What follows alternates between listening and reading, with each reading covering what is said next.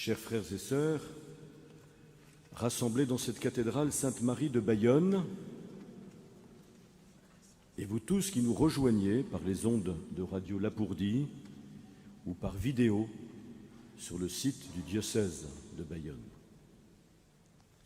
Nous entourons ce matin de toute notre ferveur et affection François-Régis Jeannot, Alexandre Méret et Baptiste Pochulu, au jour de leur ordination presbytérale. Merci à vous d'abord, chers parents, que je salue avec une respectueuse amitié pour le don de vos fils, don que vous avez consenti au Seigneur pour le service de notre diocèse. Ils ont tous les trois une caractéristique commune. Bien qu'ils ne soient pas tous originaires du Pays basque, c'est d'avoir un vrai souci de s'enraciner dans le diocèse d'une manière générale, et en particulier dans cette partie basque du diocèse, son presbytérium et ses communautés. Même s'ils ont une vive conscience que l'Église est universelle avant d'être locale ou régionale. À Rome, en tout cas, pour deux d'entre eux, ils en font une belle expérience. Merci à tous les formateurs, aux curés des paroisses, aux communautés paroissiales qui les ont accompagnés durant toutes ces années. Je souhaite la bienvenue en particulier à l'abbé Vincent Sirette, qui est le recteur du séminaire pontifical français de Rome, où Baptiste accomplit sa formation depuis le début du second cycle et où François-Régis l'a rejoint depuis 1 an pour son année diaconale. Dans vos lettres de demande, vous m'avez dit les motivations profondes qui vous animent et que vous avez vérifiées tout au long de votre formation. Vous m'avez confié aussi la haute conscience que vous avez du ministère sacerdotal, en particulier en lien avec la célébration de l'Eucharistie, qui tient une place si importante dans votre vocation. François-Régis, tu m'écris qu'à l'adolescence, alors que tu étais tout juste baptisé, tu te disais « un jour peut-être, je pourrai, moi aussi, célébrer la messe et rendre Jésus présent ». Quant à toi, Baptiste, ta vocation est très liée à l'expérience spirituelle de l'adoration eucharistique, en particulier depuis les JMJ de Madrid en 2011, une adoration mémorable après la tempête. Et tu as été saisi d'une émotion profonde la première fois que tu as vénéré l'autel à la fin de la célébration de ton ordination diaconale dans l'église de ton baptême à Cibourg. Alexandre, tu confesses ton grand désir d'aller jusqu'à l'autel du Seigneur. Et tu précises même, c'est tout un programme, jusqu'à la croix du Seigneur. En ce sens, la dernière question du dialogue, où vous exprimerez dans quelques instants devant tous votre engagement, qui récapitule toutes les autres questions, est particulièrement significative.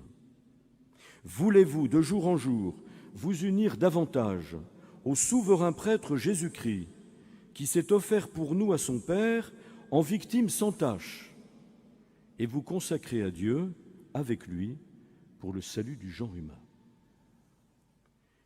Nous atteignons là, frères et sœurs, pourrait-on dire, le cœur de l'identité sacerdotale. S'unir à Jésus comme prêtre et victime d'un sacrifice d'expiation pour le salut du genre humain.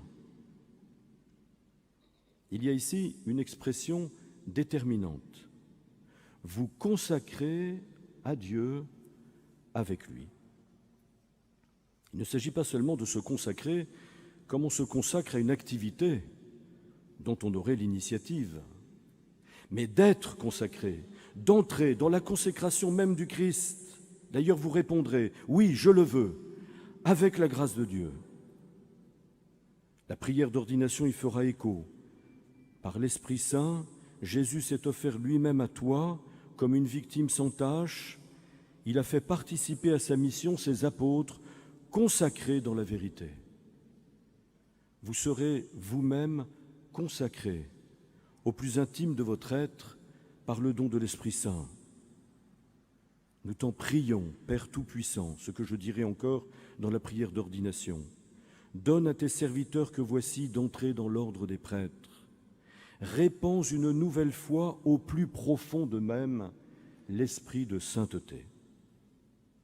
Sans cette consécration décisive, en effet, vous ne pourriez pas assumer efficacement les charges qui vous seront confiées, la conduite du peuple de Dieu, le ministère de la parole, la célébration du mystère du Christ et la charge de la prière. C'est très important de le souligner, chers frères et sœurs. Le prêtre est un consacré. Je sais bien qu'à la faveur des scandales dont certains prêtres se rendent coupables, surtout quand c'est en abusant de leur pouvoir sacré, on a au fait de vouloir désacraliser le prêtre, comme des voix s'élèvent, y compris au sein de l'Église, pour le réclamer. Mais Jésus savait d'avance que Pierre le renierait. Il savait d'avance que ses premiers apôtres l'abandonneraient par lâcheté. Il ne les a pas moins consacrés pour autant. Et la veille de sa passion, il a adressé à son Père cette grande prière que l'on appelle précisément la prière sacerdotale de Jésus. Consacre-les dans la vérité. Pour eux, je me consacre moi-même, afin qu'ils soient eux aussi consacrés dans la vérité. C'est que nous sommes plongés là dans l'ordre de la grâce qui ne nous semble plus assez familier. C'est l'irruption du surnaturel dans votre histoire, aux prises pourtant avec les contingences et les pesanteurs de votre humanité, ces limites que vous avez appris à connaître et qui exigeront tout au long de votre vie vigilance et combat spirituel.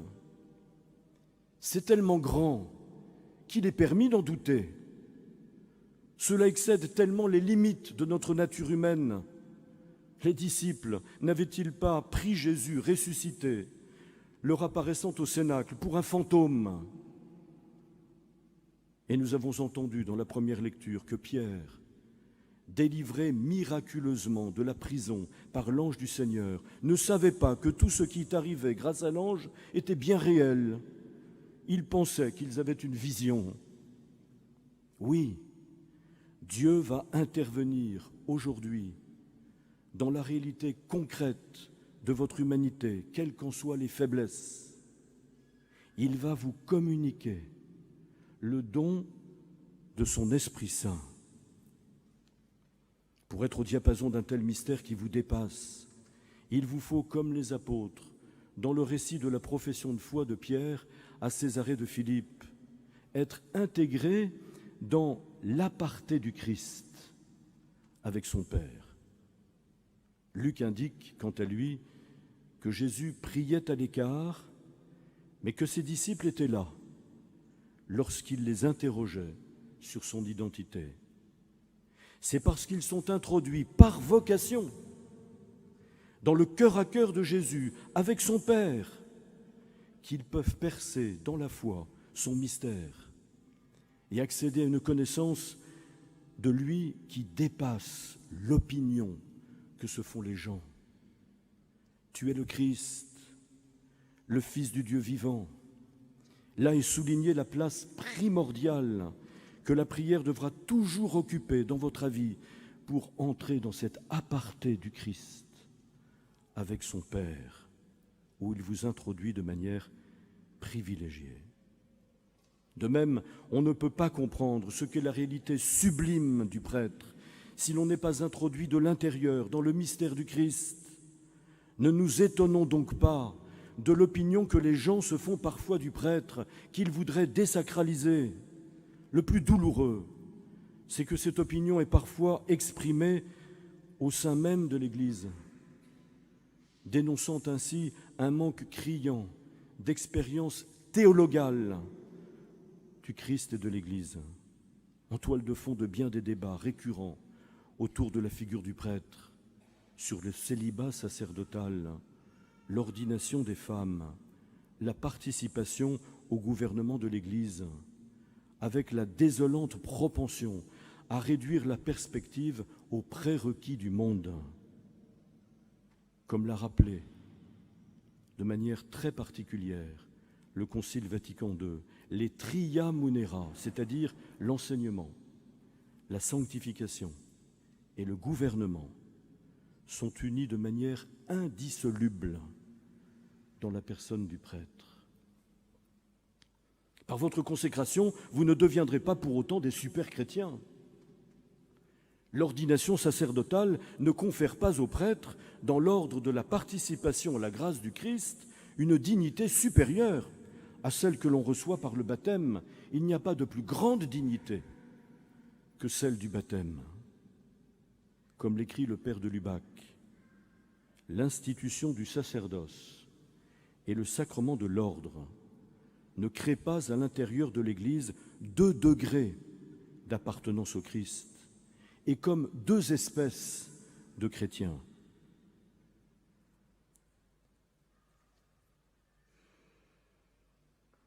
Le prêtre n'est pas, du fait de son ordination sacerdotale, plus chrétien que le simple fidèle. Et en même temps, comme il l'ajoute aussitôt, entre prêtres et laïcs, il y a une différence de situation et de pouvoir irréductible.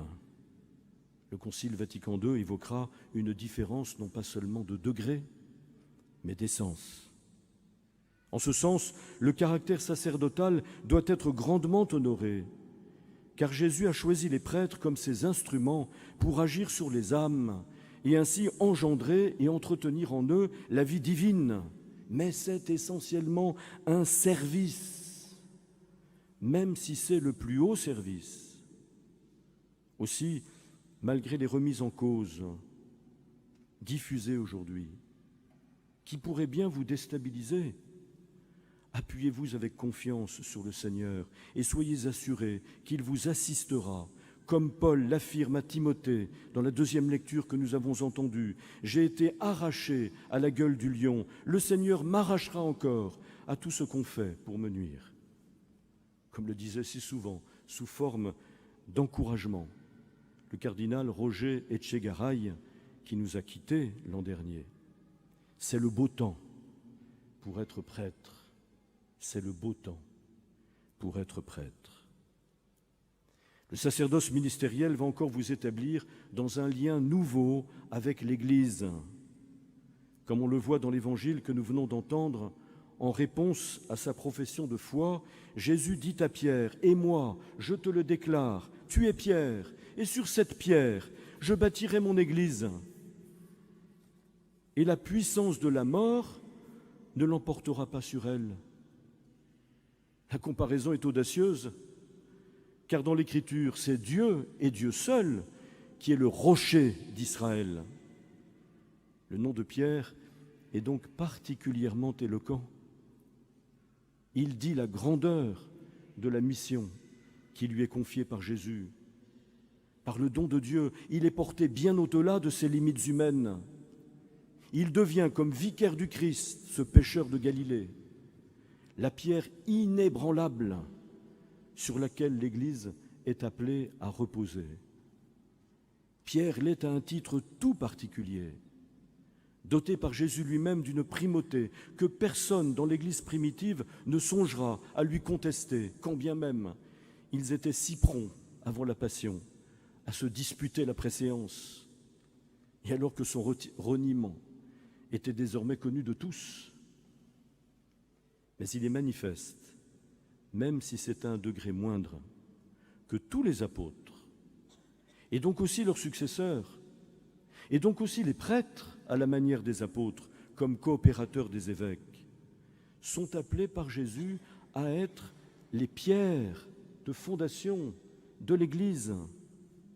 C'est sur eux, et donc sur vous aussi, que Jésus continuera de manière privilégiée à bâtir son Église. Remarquez bien que Jésus dit « mon Église ». C'est dire l'amour jaloux qu'il nourrit pour elle, précisément comme pour une épouse. Le Christ a tant aimé l'Église, dit saint Paul, qu'il s'est livré pour elle. Et c'est dire aussi combien elle est une.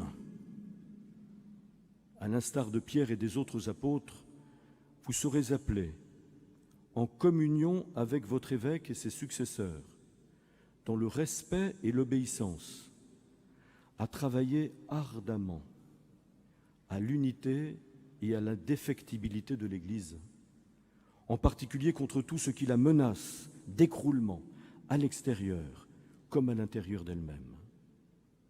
Jésus ajoute en effet cette promesse si lourde de conséquences. Les portes de l'Hadès ne prévaudront pas contre elle, c'est-à-dire les puissances du mal et de la mort qui s'acharneront contre l'Église, comme nous le constatons à toutes les époques, et peut-être d'une manière particulièrement violente aujourd'hui, ne pourront rien contre elle, à condition de soigner la communion au sein de l'Église, et en particulier avec Pierre, dont la mission est de dire la foi de l'Église et de la transmettre à tous jusqu'au martyr s'il le faut.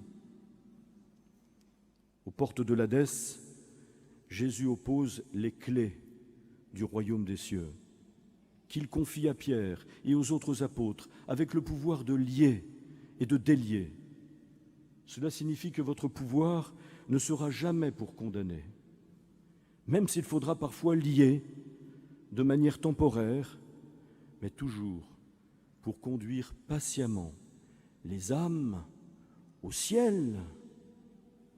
Le pouvoir de lier, de délier, ne s'entend qu'en vue du ciel, tant la mission de l'Église est bien d'arracher les élus au pouvoir des ténèbres et de la mort.